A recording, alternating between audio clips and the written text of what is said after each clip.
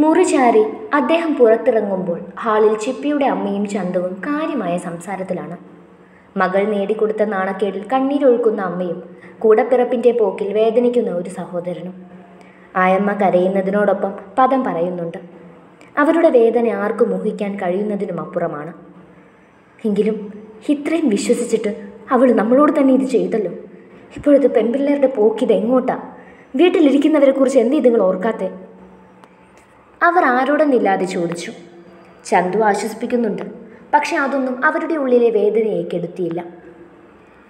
നിങ്ങളോട് രണ്ടാളോടും കൂടി ഞാനൊരു കാര്യം പറയാം. ഇതിനെക്കുറിച്ച് ഇനിയൊരു സംസാരം ഈ വീട്ടിലുണ്ടാകരുത്. അവളോട് ചോദിക്കാനോ തട്ടിക്കയറാനോ ഒന്നും പോകണ്ട. പിള്ളേരുടെ മനസ്സാണ്, അതെങ്ങനെയാണ് സഞ്ചരിക്കുന്നതെന്ന് നമുക്ക് പറയാൻ പറ്റില്ല. അവളുടെ ഭാഗത്ത് നിന്നും ഒരു തെറ്റ് സംഭവിച്ചു. ഇനി അതേപ്പറ്റി പറഞ്ഞിട്ടെന്ത് കാര്യം? കുറ്റപ്പെടുത്തുന്നതിന് പകരം പറഞ്ഞ് മനസ്സിലാക്കി കൊടുക്കുക. അവളുടെ ഫോൺ ഞാൻ വാങ്ങിച്ചെടുത്തു. ചന്തു എന്തായാലും കുറച്ചുനാൾ നാട്ടിലുണ്ടല്ലോ. അവളെന്നും ഇനി നീ സ്കൂളിൽ കൊണ്ടുപോയി കൊടുക്കുകയും വിളിച്ചുകൊണ്ട് വരികയും വേണം. അദ്ദേഹം അവൻ്റെ മുഖത്തേക്ക് നോക്കി. ചന്തു മറുപടിയായി തലയാട്ടി കൊടുത്തു. അമ്മയ്ക്കിപ്പോഴും തൃപ്തിയായിട്ടില്ല. അവളോടുള്ള വിശ്വാസം പോയി. ഇനി അത് തിരികെ കിട്ടില്ല. നിങ്ങൾ പറയുന്നത് പോലൊന്നുമല്ല.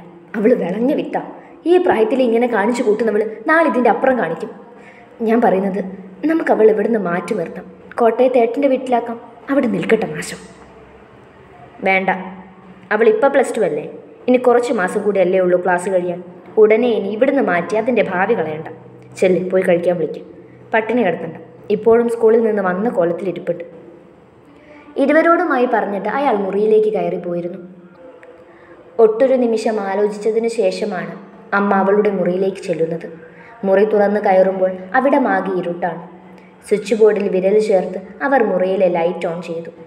ഇരുട്ട് നിറഞ്ഞിടം പ്രകാശം പരന്നു. പക്ഷേ മുറിയിൽ ആരുമില്ലായിരുന്നു. അവരുടെ മുഖമൊന്ന് ചുളിഞ്ഞു. ചുറ്റുമൊന്ന് കണ്ണൊടിച്ചുകൊണ്ട് ബാത്റൂമിന് അരികിലേക്ക് ചെല്ലുമ്പോൾ ഉള്ളിൽ വെള്ളം വീഴുന്ന ശബ്ദം കേൾക്കുന്നുണ്ടായിരുന്നു. ശ്വാസമൊന്ന് എടുത്തു വിട്ടുകൊണ്ട് ആ അമ്മ കിടക്കയിലേക്കിരുന്നു. അവൾ ഇറങ്ങി വരുന്നത് വരെ. ഡോറ് തുറന്ന് മുന്നിലേക്ക് വരുമ്പോൾ കിടക്കയിലിരിക്കുന്ന അമ്മയെ കണ്ട് ഞാനൊന്ന് ഞെട്ടി. അച്ഛൻ്റെ മുഖത്തേക്ക് നോക്കാൻ കാണിച്ച ധൈര്യം ഇവിടെ എനിക്കില്ല. എൻ്റെ കണ്ണുകൾ അമ്മയുടെ മുഖത്തൊഴികെ 4 പാട് മൂടി നടന്നു. എന്നെ കണ്ടതും ഇരിപ്പിടത്തിൽ നിന്നും പതിയെ എഴുന്നേറ്റു. ആ മുഖത്ത് നിറഞ്ഞ ഭാവങ്ങൾ എനിക്ക് വേർതിരിച്ചെടുക്കാൻ കഴിയുന്നുണ്ടായിരുന്നില്ല. ദേഷ്യവും സങ്കടവും നിസ്സഹായതയും അലിവും വാത്സല്യവും ഒക്കെ കൂടിയുള്ളൊരു ഭാവം. കഴിക്കാൻ വാ, എവിടെ ആർക്കും പട്ടിണി എടുക്കാൻ പറ്റില്ല. കടുപ്പിച്ചുകൊണ്ട് അത്രമാത്രം പറഞ്ഞ് ഒരു ദയയുമില്ലാതെ അമ്മ ഇറങ്ങിപ്പോയി.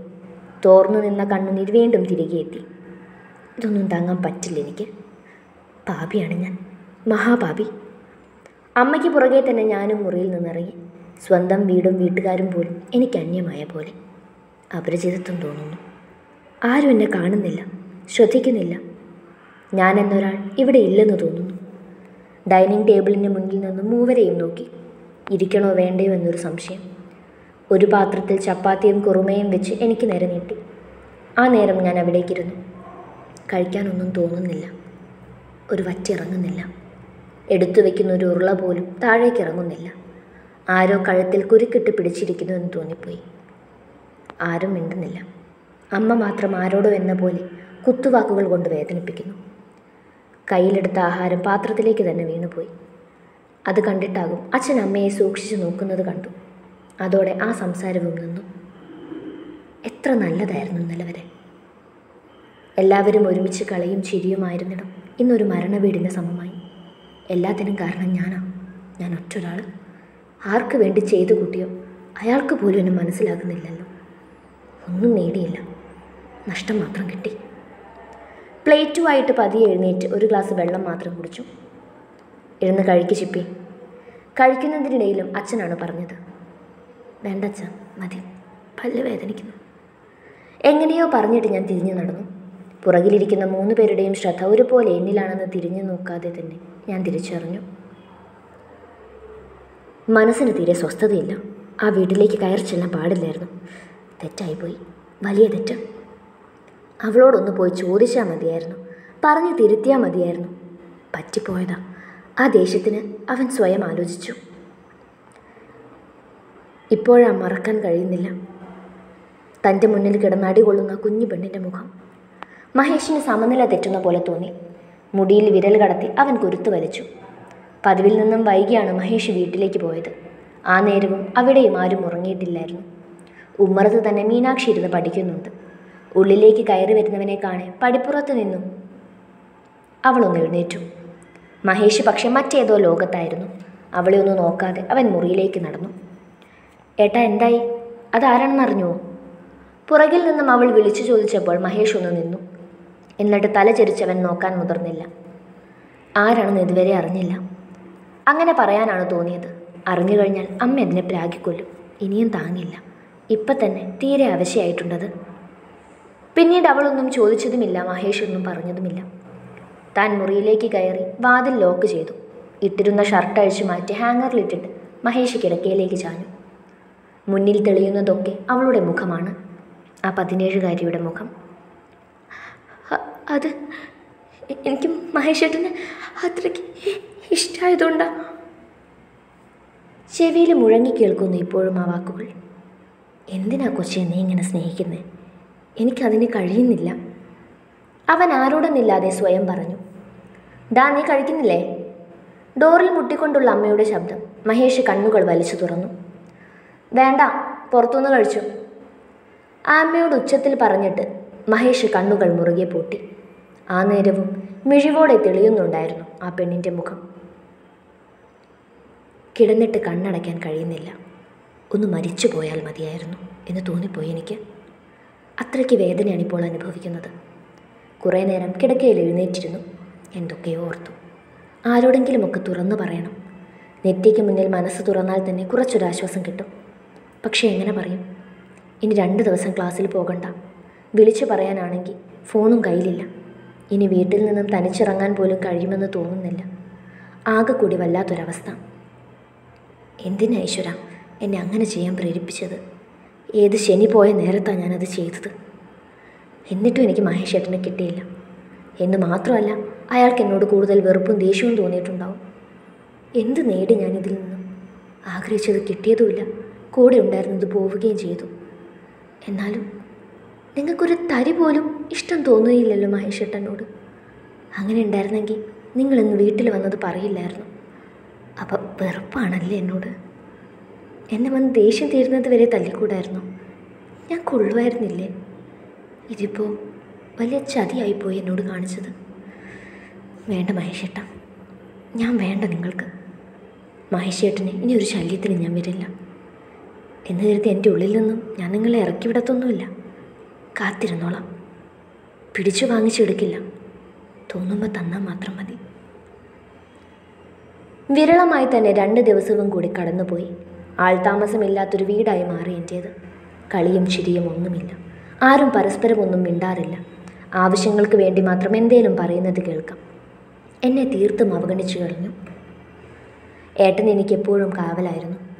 വാതിലിന് മുന്നിലൂടെ നടക്കുമ്പോഴൊക്കെ ആ കണ്ണുകൾ ഇടയ്ക്കിടെ മുറിയിലേക്ക് സൂക്ഷിച്ചു നോക്കാറുണ്ട്. പുറത്തേക്കിറങ്ങാൻ എനിക്കുമായില്ല.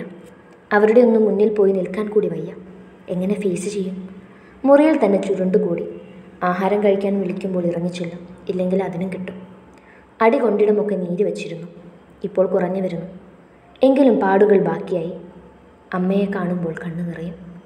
ആ അവഗണനയാണ് തീരെ സഹിക്കാൻ പറ്റാത്തത്. ചെയ്ത തെറ്റ് തിരിച്ചറിഞ്ഞു. എന്ത് വേണമെങ്കിലും പ്രായശ്ചിത്തം ചെയ്യാനും തയ്യാറാണ്. പക്ഷേ ഇവരൊക്കെ പഴയതുപോലൊന്നും മിണ്ടിയാൽ മാത്രം മതി. വേറൊന്നും വേണ്ട എനിക്ക്, ഒന്നും. തിങ്കളാഴ്ചയായി. ഇന്ന് ക്ലാസ്സിൽ പോകണം. പക്ഷേ വീട്ടിൽ നിന്നും വിടില്ലയോ എന്ന പേടി കാരണം ഉറക്കം വിട്ട് മാറിയിട്ടും കിടക്കയിൽ തന്നെ ചുരുണ്ടുകൂടി. 2 ദിവസം കൊണ്ട് പാതിയായി. ചത്തു ജീവിച്ചു എന്ന് പറയും. വെറുതെ കണ്ണുകൾ തുറന്ന് സീലിംഗ് ഫാനിൽ നോക്കിക്കിടന്നു. നേരം പൂർണ്ണമായും വെളുത്തിട്ടില്ല എന്ന് ജനാലയിലൂടെ തിരിച്ചറിഞ്ഞു. ഒന്നിനും തോന്നുന്നില്ല. ചിന്തിക്കുന്ന കാര്യങ്ങൾക്ക് കൂടി ഒരു തിട്ടവുമില്ല. എന്തൊക്കെയോ ആലോചിക്കുന്നു, എവിടെയൊക്കെയോ പോകുന്നു, എവിടെയോ ചെന്ന് നിൽക്കുന്നു. അതാണ് അവസ്ഥ. നിനക്കിന്ന് ക്ലാസ് പോണ്ടേ?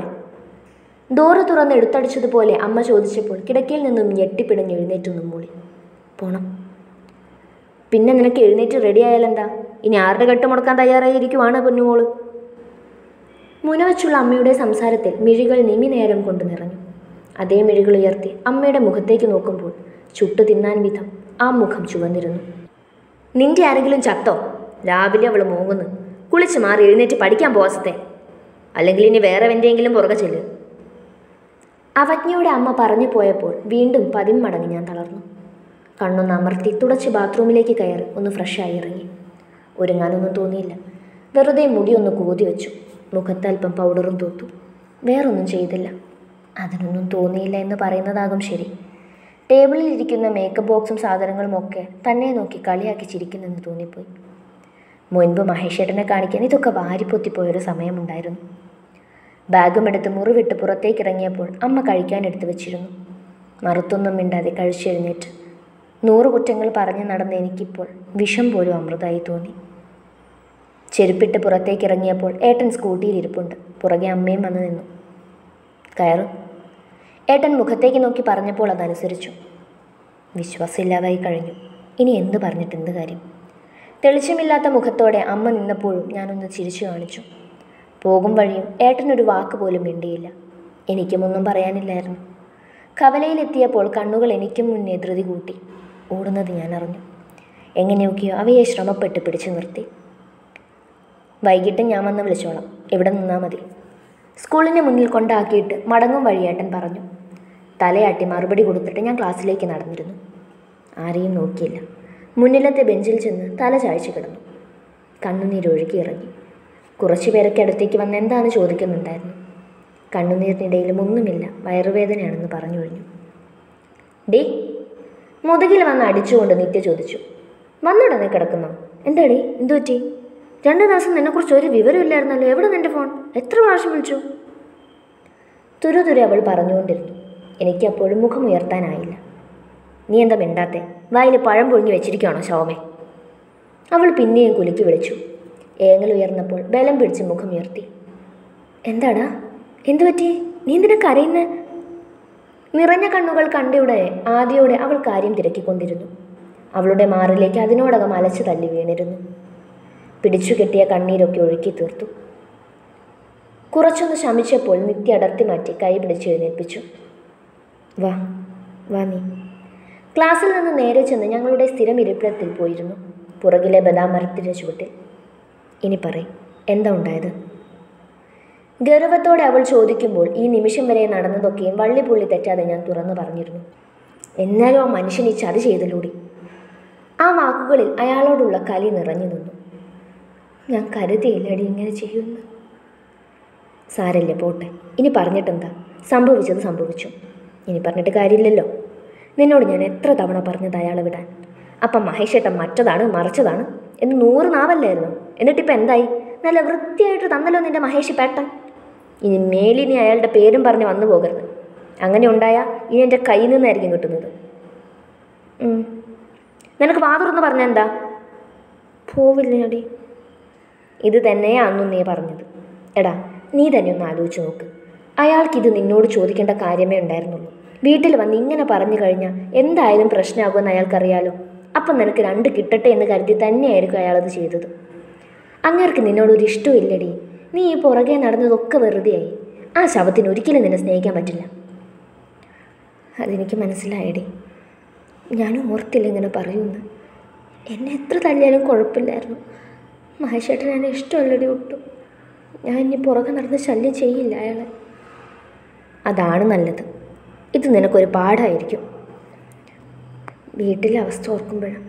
എൻ്റെ ഫോണൊക്കെ വാങ്ങി വെച്ചു. ആർക്കും ഒരു വിശ്വാസമില്ല. ഇന്ന് തന്നെ ഏട്ടനാ കൊണ്ടാക്കിയത്. ഇനി കുറച്ച് നാൾ അങ്ങനെ തന്നെ ആയിരിക്കും. അച്ഛൻ പോലും സംസാരിക്കുന്നില്ല. എന്നോടൊന്നല്ല, വീട്ടിലാരും പരസ്പരം മിണ്ടാറില്ല. എനിക്ക് സഹിക്കുന്നില്ലടി. ഒക്കെ ഞാൻ കാരണമല്ലേ. പോട്ടെ, നീ വിഷമിക്കാതെ. അതൊക്കെ വിട്ടേക്ക്. ഇപ്പം തന്നെ ഒരു ഇഷ്യൂ ഉണ്ടായി. ഇനിയും അതിൻ്റെ പുറകെ പോയി കൂടുതൽ പ്രശ്നം ഉണ്ടാക്കണ്ട. അതെ, പക്ഷേ ഇങ്ങനെയൊക്കെയാണെങ്കിലും ഞാൻ അയാളെ വെറുത്തിട്ടില്ല. മഹേഷേട്ടൻ എൻ്റെ മനസ്സിൽ ഇപ്പോഴും ഉണ്ട്. എന്നെ കരുതി ഞാൻ അയാളുടെ ഓട്ടോയിൽ കയറാനോ ഇഷ്ടമാണെന്ന് പറഞ്ഞ് പുറകെ പോകാനോ മഹേഷേട്ടനെ കാണാനോ ഒന്നും ഞാൻ ശ്രമിക്കില്ല. നിൻ്റെ ഇഷ്ടം. ഞാൻ പറയാനുള്ളത് പറഞ്ഞു. പിന്നെ വേറൊരു കാര്യം ഉണ്ടായിടി. അത് പറയാനാണ് നിന്നെ ശനിയാഴ്ച മുതലേ വിളിക്കുന്നത്. ഫോൺ എൻ്റെ കയ്യിലില്ലടി. എന്താ കാര്യം? സബ് ജില്ലാ കലോത്സവം മാറ്റിവെച്ചു. ഇനിയും 2 വീക്ക് ഡിലേ ഉണ്ട്. നീ ഇങ്ങനെ ഗ്ലൂമി ആയിട്ട് നടക്കാതെ പഴയ പോലെ ആക്റ്റീവായിട്ടിരിക്കും. വാ, ക്ലാസ്സിലോട്ട് പോകാം. നിത്യ കയ്യിൽ പിടിച്ചുകൊണ്ടുപോയി. അന്നേ ദിവസം അങ്ങനെ കടന്നു. ഫ്രണ്ട്സിനോടൊപ്പം ഇരുന്നപ്പോൾ തന്നെ കുറേയൊക്കെ വിഷമം മാറി. അതിൽ പരം ഒക്കെ ഒരാളോടെങ്കിലും തുറന്നു പറഞ്ഞതിലുള്ള ആശ്വാസവും.